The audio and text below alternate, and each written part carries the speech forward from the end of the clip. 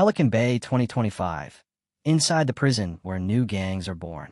At 4:37 a.m., the sound of a single scream echoed through the C corridor of Pelican Bay State Prison.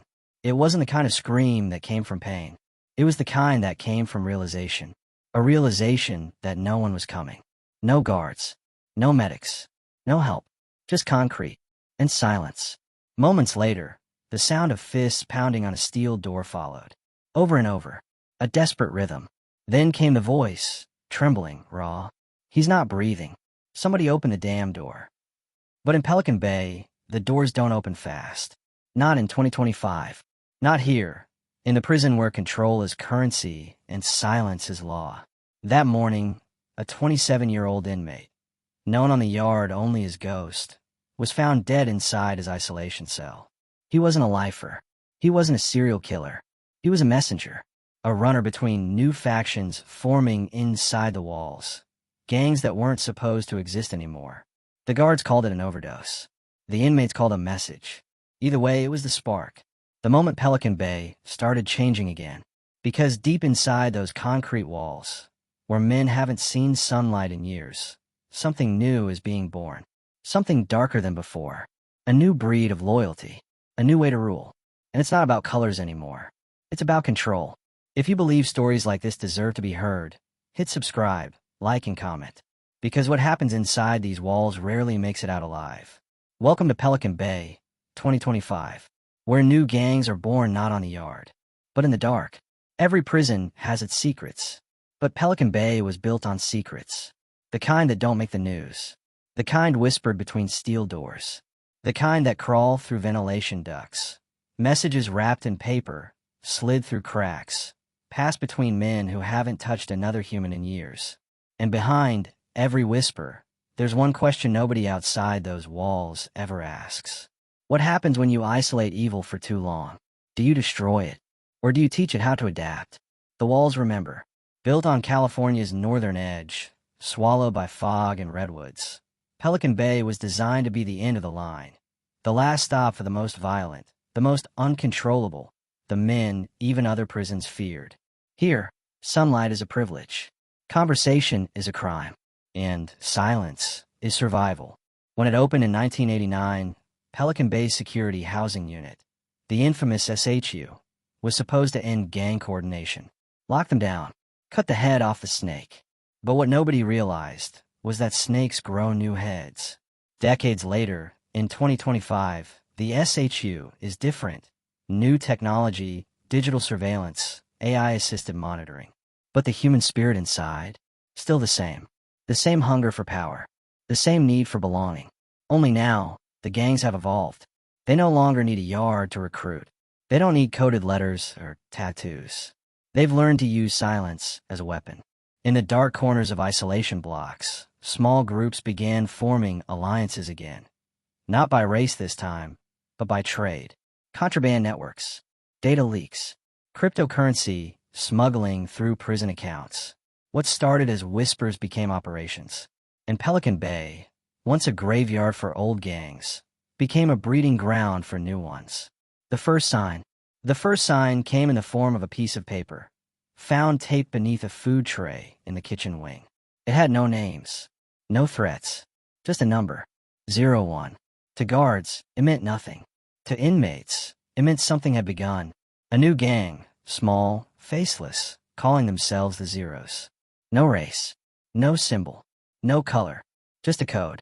Guards thought it was a joke, a ghost story the inmates told to kill time. But soon, rumors spread that the Zeros didn't fight for protection.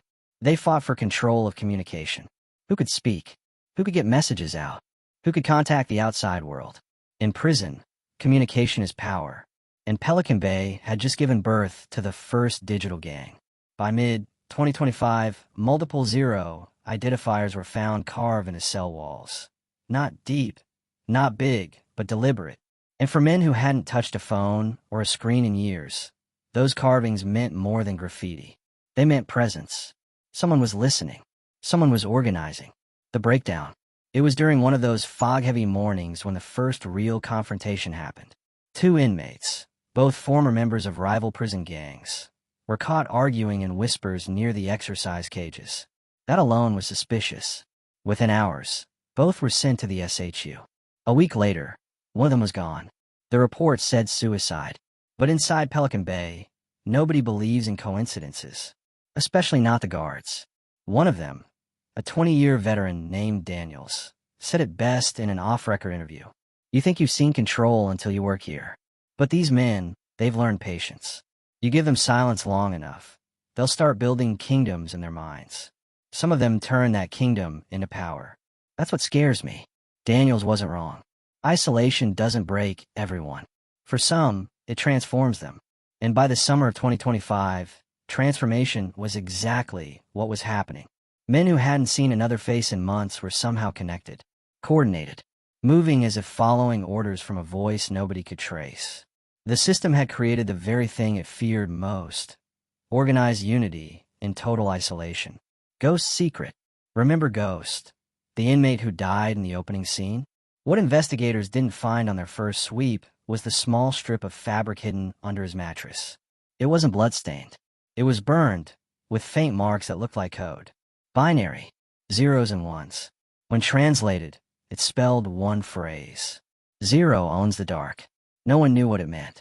But for those inside, it was enough. Enough to ignite belief. By August, the whispers had turned into movement. Entire cell blocks started showing signs. Synchronization. Coordinated knocks on steel doors, once at midnight, twice at dawn. Guards dismissed it as inmate boredom. But inmates, they knew it was communication. And behind it all, they said there was a leader, someone they called Cypher. No one had seen his face. No one even knew what block he was in. But every coded message, every act of defiance, every 0-1 marking, led back to him. Cypher wasn't leading a gang for violence. He was building a system, a network that could outlast the cells, the guards, even the walls. Because in his mind, Pelican Bay wasn't a prison anymore. It was a server, and every inmate was a user. Why it matters. To understand why Pelican Bay 2025 is so terrifying, you have to understand one thing. The human mind doesn't shut off when the body is locked up. When you trap a man in a box for years, he doesn't stop thinking. He starts inventing. And that's what's happening here. The old prison gangs, the Aryan Brotherhood, the Mexican Mafia, the Nuestra Familia, ruled with fear and loyalty. But these new factions, they rule with information. They know who's getting transferred, who's cooperating, who's sending money from the outside. Every whisper, every movement is data. And in Pelican Bay, data is the new weapon. That's why Ghost died. That's why Zero spread. And that's why, by the end of 2025, even guards are starting to look over their shoulders, wondering who's really in control of this place. Because when power hides in silence, nobody is safe. The final warning. Weeks after Ghost's death, a guard found a message scratched into a cafeteria table. You built the walls. We built the system. At first, it was dismissed as graffiti. But the next day, the prison's internal server glitched, shutting down cameras in C corridor for 47 seconds. Exactly 47. When they came back on, 3 inmates were standing in the yard, staring directly into the lenses. No violence. No words. Just 3 men, smiling. One of them had a scar under his left eye, the kind of scar that could match a story, a rumor, or a myth. Some say that was Cypher. Others say he doesn't exist. But here's the truth. Inside Pelican Bay, truth doesn't matter anymore. Only belief does. And belief spreads faster than fear. The promise of what's coming. So when you hear that another fight broke out at Pelican Bay, or that an inmate slipped in his cell, or that the lights flickered for no reason one night, understand this. These aren't accidents. They're tests. Signals. Something new is happening inside those walls. Something built not on hate or race, but on control. The kind of control that doesn't need guns or knives, just silence. Because inside Pelican Bay in 2025, gangs aren't born in the yard anymore. They're born in the dark. And the question is, who's really running the prison now? Keep watching, because what happens next will change everything you thought you knew about power behind bars. The origins of Pelican Bay, where silence became power. Fog. That's the first thing anyone ever notices about Crescent City, the small coastal town that hides Pelican Bay from the rest of California. It rolls in thick, swallowing the redwoods and covering the razor wire like a blanket. Locals say the fog makes it feel like the prison doesn't exist until you hear the sirens. Then you remember it's there, a concrete city of ghosts sitting quietly at the edge of America. Pelican Bay was never meant to rehabilitate anyone. It was built to contain, to isolate, to make men disappear. In the late 1980s, California was drowning in gang violence. Bloods, Crips, Nuestra Familia, Mexican Mafia. The streets were war zones, and the prisons were worse. Every fight, every riot, every murder inside traced back to orders that came from men locked in cells no bigger than a parking space. So the state created an experiment, a place that could break the chain of communication forever. A supermax. The idea was simple. If gangs need communication to survive, cut it off. If leaders need soldiers, take the soldiers away. And if men need each other to feel human, remove that too. Pelican Bay became that experiment.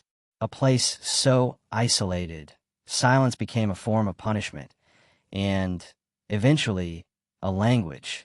The blueprint of isolation. The architects who designed Pelican Bay called it control through environment. Every hallway was built to echo. Every door, thick enough to muffle screams. Every window positioned to show nothing but gray sky. Even the air felt engineered, cold, recycled, and sterile. When you walk inside, there are no colors. Just shades of steel and shadow. No warmth. No softness. Not even a clock. Because time, here, doesn't move forward. It circles. Inside the SHU, the Security Housing Unit, men spend 23 hours a day locked inside concrete boxes. No physical contact. No yard with others. No sunlight, except what slips through a slot the size of a hand. Inmates say the silence starts to hum after a while. You start hearing things that aren't there. Footsteps, whispers, heartbeats. And if you're not strong, you start answering them. That's what the psychologists warn the state about. That isolation doesn't kill violence. It mutates it. But back then, nobody listened. In 1990, Pelican Bay opened its gates with pride. Officials called it the safest prison in America. The end of gang control. But by 1995, it was already growing its own darkness. The birth of a new order. Every generation that came through Pelican Bay learned something from the one before. The first generation, the ones from the 90s, learned fear. They saw what it meant to lose their names, their colors, their connections. The second generation, the 2000s, learned endurance. They learned how to survive the box, how to talk through vents, how to send messages with just the rhythm of taps. But this generation, the 2020s, learned evolution. They came from a world of data, codes, and encryption. Men who had grown up with technology before losing it to incarceration. And when they arrived in Pelican Bay, they didn't just see a prison. They saw a network. Every camera, every guard shift, every light pattern in the hallways. Information. And information was something they could weaponize.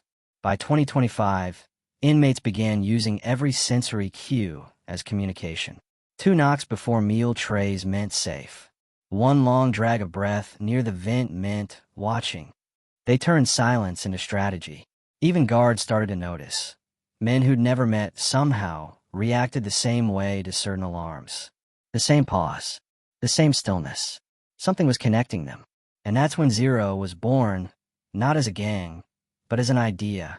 A belief that inside the most controlled place on Earth, you could still build power. They believed Pelican Bay's rules didn't break them. They refined them.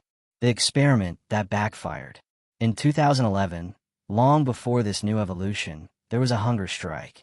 Thousands of inmates across California, including Pelican Bay, refused to eat. They said isolation was torture. They said men were losing their minds. One psychologist described it as mental erosion, that the brain, without stimulation, begins to fold in on itself. Hallucinations, paranoia, voices. But others saw something different. A pattern. The longer inmates stayed in isolation, the more they adapted to it.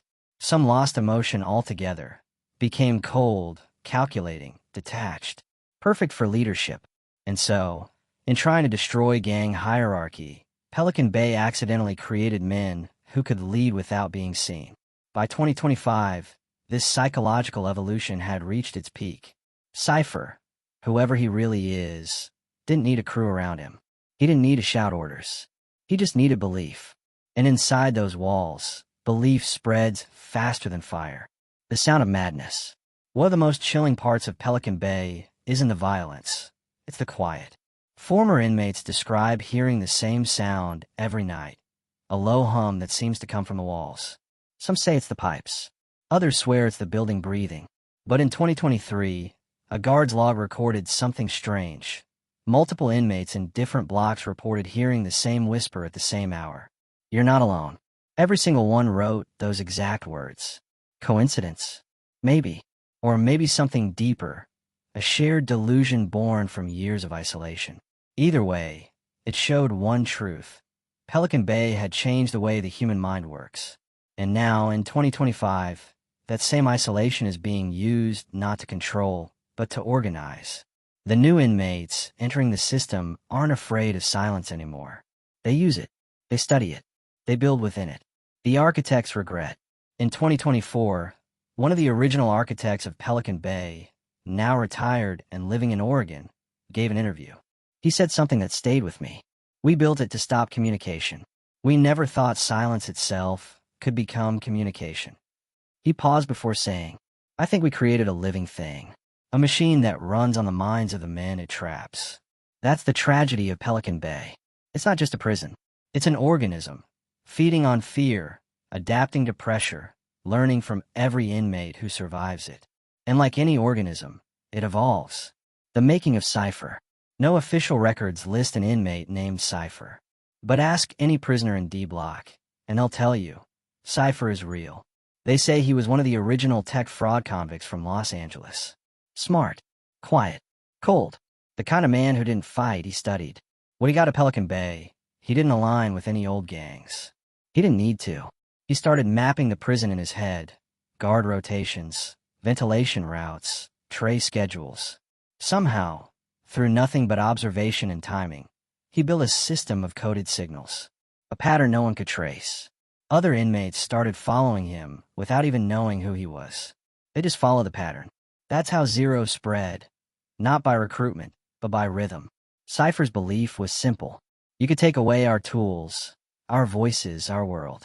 But as long as we can think, we're free. And that line, written later on a confiscated note, became the new gospel inside the Bay. The paradox of control. Guards now say it quietly among themselves, that the more control they enforce, the less control they have. Every lockdown, every inspection, every new piece of tech somehow plays into the inmate's rhythm. It's as if Cypher predicted every move. They call it the mirror effect. The prison watches the inmates, but the inmates use the prison's behavior to communicate back. Even the AI monitoring systems, installed in 2024 to prevent coordination, have been compromised, not hacked, but influenced. Patterns of silence, repeated consistently, confuse the sensors. The AI sees it as no activity. But inside those silent windows, orders are being passed. It's not chaos. It's precision. And Pelican Bay's greatest weapon, isolation, has officially become its greatest weakness. The quiet revolution. What's happening inside Pelican Bay in 2025 isn't a riot. It's quieter than that. It's the birth of a new kind of power, the kind that doesn't need violence to spread. Inmates aren't carving names into walls anymore. They're carving ideas.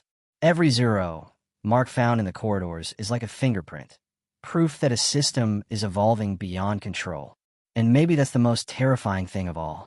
Because if men in total isolation can organize this efficiently, what happens when they're released? When the quiet minds of Pelican Bay walk free again, what will they build out here in the open world? Inside those walls, silence no longer means surrender. It means movement. It means unity. It means evolution. Pelican Bay was meant to destroy gangs. Instead, it taught them how to survive extinction. And now, the same silence that once broke men is giving birth to something entirely new. Cypher's code, the rise of the Zero Network. The first time the guards realized something was wrong was when the cameras froze. Not all of them, just the ones facing C Corridor. For exactly 11 seconds, The monitors showed nothing but static. When they came back online, every inmate was standing perfectly still. No movement, no noise, just eyes staring into the lens. They called it a glitch. But to the men inside, it was a signal. That moment marked the official beginning of the Zero Network. The message nobody heard.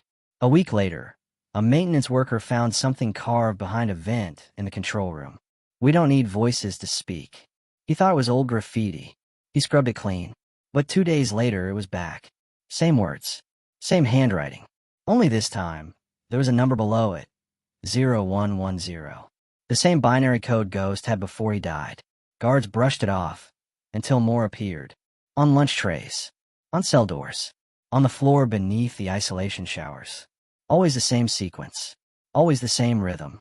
0110. No one could explain how the inmates were communicating. The AI scanning system couldn't detect any radio signals. No contraband phones. No letters.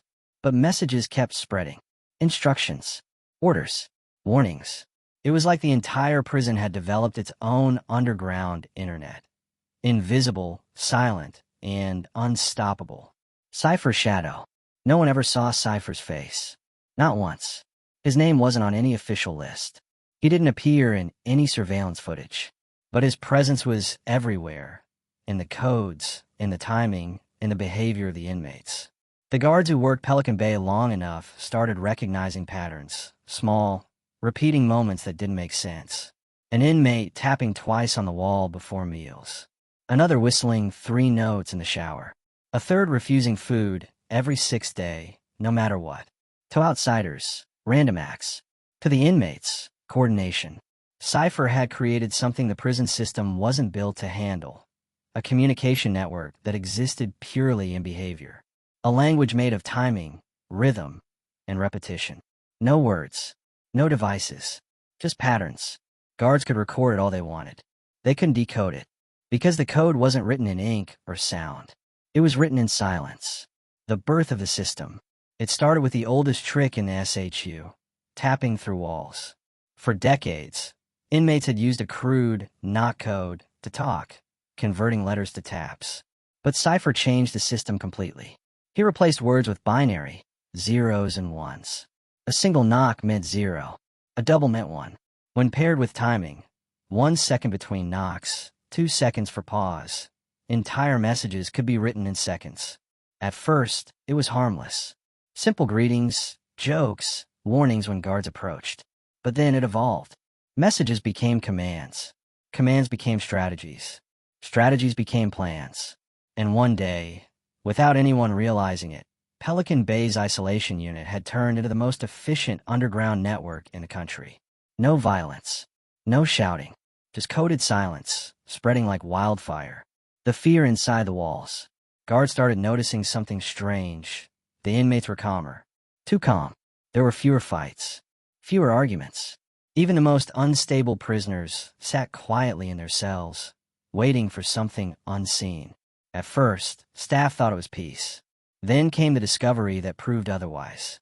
During a routine search, officers found an inmate's notes hidden behind a cracked light fixture. It wasn't a diary. It was a schedule. Every block. Every light change. Every door beep. Every shift rotation. All perfectly documented. And at the bottom, one chilling line. They think they run the system. But the system runs them. It wasn't written in rage. It was written in confidence. Cypher's influence was absolute. The guards began whispering his name like a ghost story. The invisible warden. Inside Cypher's mind. If you study his pattern, one truth becomes clear. Cypher doesn't want chaos. He wants order. His order. The Zeros don't fight for survival. They fight for control. Psychologists brought in to study the case describe it as a cognitive rebellion. The mind reclaiming structure inside total confinement. When you strip a human of freedom, the only power left is perception. Cypher learned to weaponize that. He rewired men's sense of time. He turned patience into obedience. He made silence the new discipline. Guards started noticing a chilling ritual. At exactly 3 a.m., certain inmates would sit upright in their bunks, perfectly still, for exactly 1 minute. Then lie back down. No one knew why. Until later, when a pattern emerged. Every time it happened, a security feed somewhere in the prison glitched for a few seconds. Coincidence? Or calculated timing? Nobody could prove it. But every guard started feeling the same thing. That they were being watched. Not by cameras, but by the inmates themselves. When the system fights back. In late 2025, Pelican Bay officials brought in new technology. Something called behavioral sync AI, designed to detect unusual rhythms in surveillance footage. They wanted to break Cypher's network by identifying synchronization among inmates. The AI began logging every gesture, every blink, every small movement. And within weeks, it crashed. Not because of malfunction, because it couldn't process the amount of identical behavior.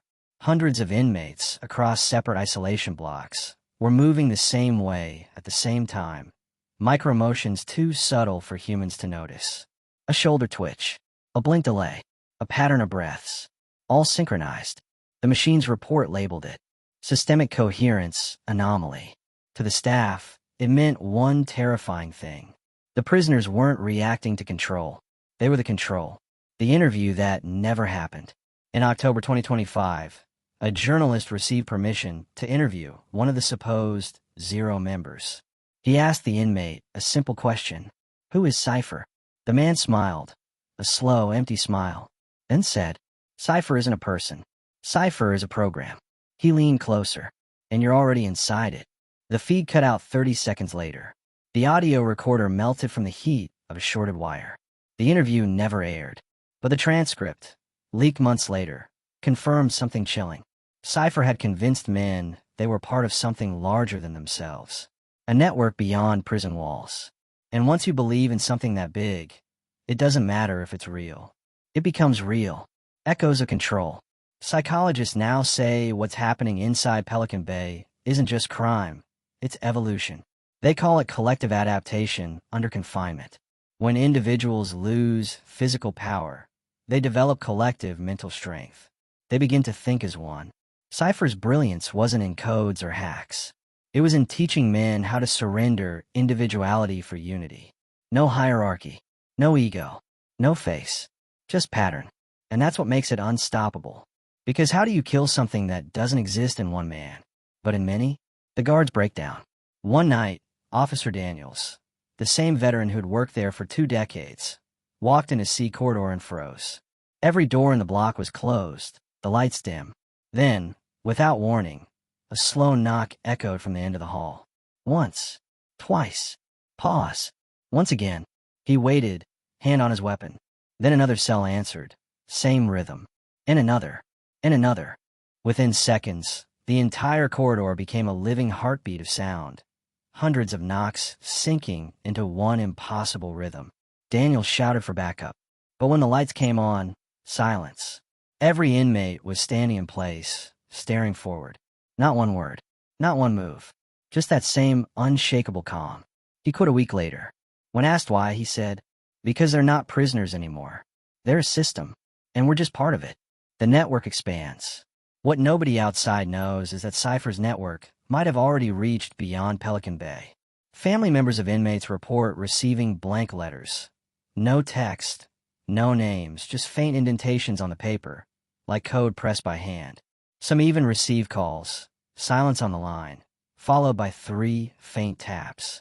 Then nothing. The prison denies any breaches. But in a world connected by data, how long can silence stay contained? The same techniques that link inmates inside could connect them to the outside. And if that happens, the line between isolation and influence disappears forever. Cypher's philosophy. Some say Cypher left one final message, found carved beneath the floor of his last known cell. Every system can be controlled, even this one. Simple, cold, true. That line has now become graffiti in multiple California facilities, from Corcoran to Folsom. No one admits to writing it. But the pattern repeats everywhere the mark 0 appears. It's not about rebellion anymore. It's about evolution. And Pelican Bay, the place built to stop communication, is now the birthplace of the most intelligent underground system ever conceived inside U.S. prisons. A network with no leader, no face, no sound, just pattern. Closing beat, the silent takeover. When the sun rises over Crescent City, Fog still rolls over the bay like always. The guards still walk their rounds. The gates still hum with electricity. But inside, the rhythm continues. Invisible, patient, growing. Every silence, every pause, every moment of stillness could be a message. And now, the question that haunts everyone who's ever worked inside Pelican Bay. What if Cypher was never one man? What if Cypher was Pelican Bay itself? The system learning from those it trapped? Inside those walls, the experiment never ended.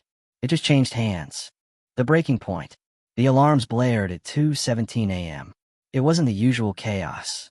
It wasn't the sound of men fighting or a cell door slamming. It was the kind of alarm that made even the guards go pale, the one that meant a breach. Inside Pelican Bay, breach doesn't mean escape. It means something far more dangerous. It means the invisible walls of control, the ones that keep gang hierarchies in check, have cracked. That night, the lights flicker across C Block. Metal clanged in the dark, and the low hum of electricity faded into silence. For a few seconds, every man in solitary could feel something strange, freedom. And then came the voice. From somewhere deep in the corridor, someone started chanting. Slow, rhythmic, words that only meant one thing, a call. Within minutes, dozens of inmates joined in, their voices echoing through the concrete. Ancient codes reborn. The gangs weren't fighting each other anymore. They were uniting. For weeks, the new generation of Pelican Bay inmates had been playing a dangerous game, smuggling coded messages through commissary forms, lawyer notes, and even folded milk cartons. The guards thought they had control. They didn't realize what was brewing. It started when Ghost, the same young inmate who'd sworn never to join a gang, began receiving letters with strange phrases. The ocean hides the wave. Brothers swim together. Don't drown. To a regular person, those words meant nothing. But in Pelican Bay, it was a call to form something new, a hybrid alliance. A code that blended old prison gangs, the Bloods, the Serenos, the Aryans, into one underground system. A network of survival, born out of desperation. Because in Pelican Bay 2025, survival wasn't about loyalty. It was about information. And Ghost. He'd become valuable. Guards began noticing shifts. Men who had never spoken to each other were now walking side by side during yard time. Tattoos were changing too. Not erased, but evolved. Old symbols were merged, rewritten, drawn over. The prison was witnessing something that had never happened before. Gangs setting aside race, hate, and old wars to create a digital brotherhood, connected through contraband phones and encrypted codes. The warden called it impossible. The guards called it a myth. But deep inside the SHU, the secure housing unit, the inmates called it the network. Ghost didn't want to join them. Not really. But when you're locked in a room the size of a parking space, when you haven't touched another human being in months, and when your only visitor is your own guilt, loyalty starts to change its meaning. He'd watched one of his friends, Dez, lose his mind after 9 months in solitary. The guy started scratching his skin raw, whispering to himself about how the walls were breathing. Then one morning, the guards found Dez hanging from a torn bedsheet. Ghost couldn't forget his face, pale, still peaceful. It made him wonder, what if joining them was the only way to stay alive? So, he said yes. Joining the network wasn't like joining a normal gang. There were no initiations, no oaths of blood. It started with silence. A man in the next cell, someone Ghost had never seen, began sliding him notes through the gap in the wall, written in toothpaste and ash. Each note carried pieces of information, guard rotation schedules, key codes, delivery timings. It was like being part of a ghost army. Within days, Ghost was a messenger.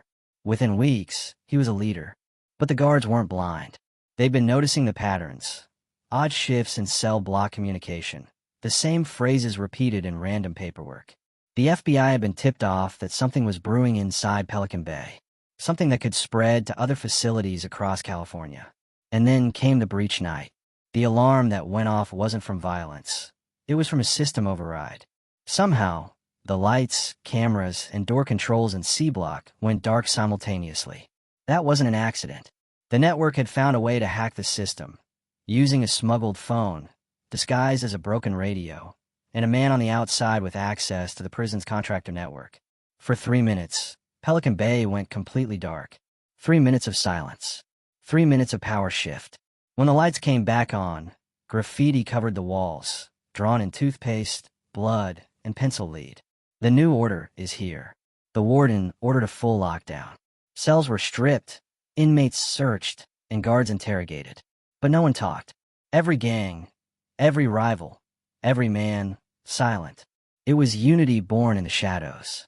The old inmates, the ones who had lived through the gang wars of the 90s, watched in disbelief. They'd spent decades fighting over color, territory, and race. And now, these young men were doing something they never could, organizing without chaos.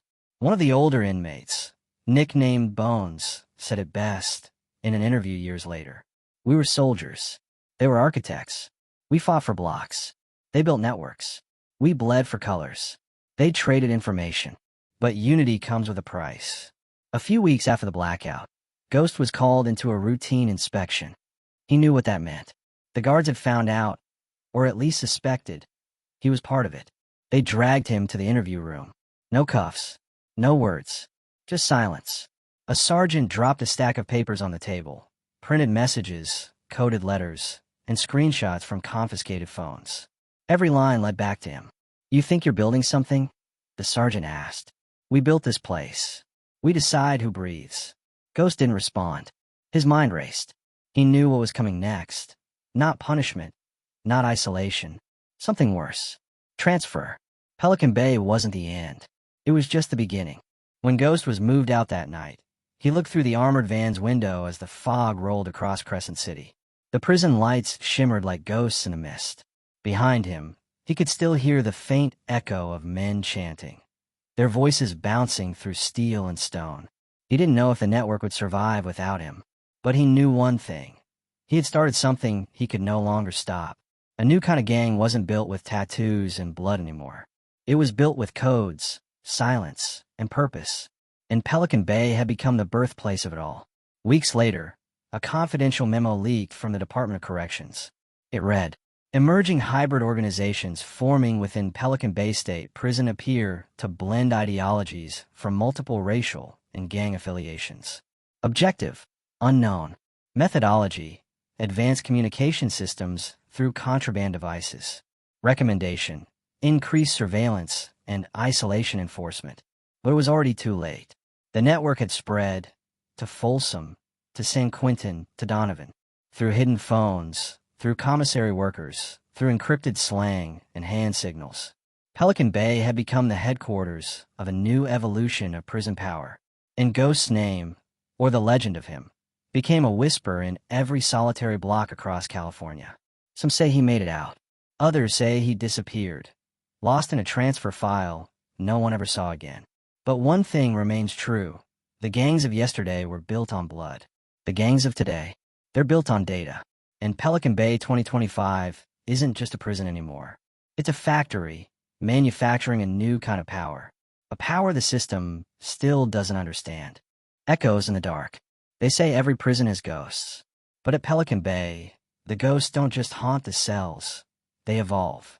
In the years after Ghost's transfer, investigators noticed something strange. Messages were appearing on encrypted chat apps. Coordinated movements in cities hundreds of miles apart. Street-level crews were following orders that seemed to come from nowhere, from someone no one had ever met in person. Every lead, every trace, every digital footprint led back to the same IP range. Crescent City, California. Pelican Bay. Inside those gray walls, the silence had become something else. A language. The same codes that once hid gang alliances were now hiding digital ones. Hidden in song lyrics, prayer books, and folded napkins. One investigator described it best. We used to chase bullets. Now we're chasing whispers. The network wasn't a gang anymore. It was an idea, one that lived beyond cells and chains. One that proved the system had underestimated the human mind's need for control, connection, and power. Because no matter how strong the concrete, men will always find a way to build empires, even in cages. Ghost names started resurfacing online, sometimes on encrypted chat boards, sometimes in graffiti near high schools and alley walls across California. The message was always the same. The ocean hides the wave. Some believed he was dead. Others said he'd been moved to a private facility under another name. But a few, the ones who still whispered through the bars at night, said he was still there, deep and solitary, watching, listening, waiting. A guard who retired in 2028 told a reporter, "We used to think isolation broke people. Turns out, it shapes them. Some men come out of that hole stronger, quieter, smarter. That's what scares me." And he wasn't wrong. Because isolation doesn't just punish, it transforms. When you strip a man of his world, he builds a new one inside his mind. And sometimes, that world doesn't disappear when the doors open. It spreads. In 2030, a leaked report confirmed what most had feared. The network had grown beyond Pelican Bay. Its structure had been mimicked by real-world groups, criminal and political alike, all using the same decentralized, coded methods that began inside the concrete box. What started as whispers through cell walls had become a modern blueprint for control. And it all began with one man who refused to break.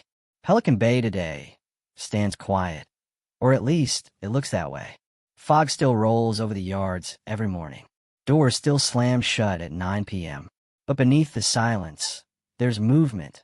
Unseen, unheard, unstoppable.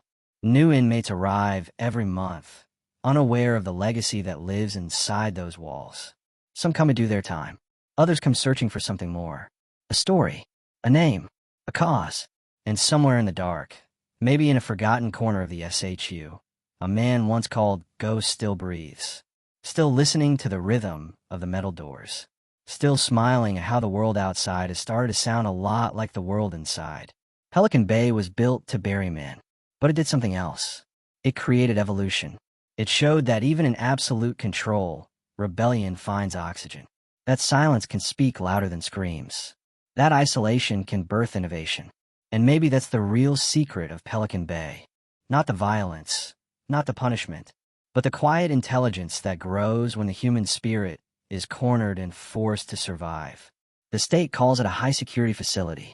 The inmates call it the Bay. But to those who've lived through its darkness, it's a mirror, reflecting what happens when power and desperation meet in the same cage. One former guard, now gray-haired and broken-voiced, said something that still echoes across every report, every interview, every theory. You can lock up a man's body.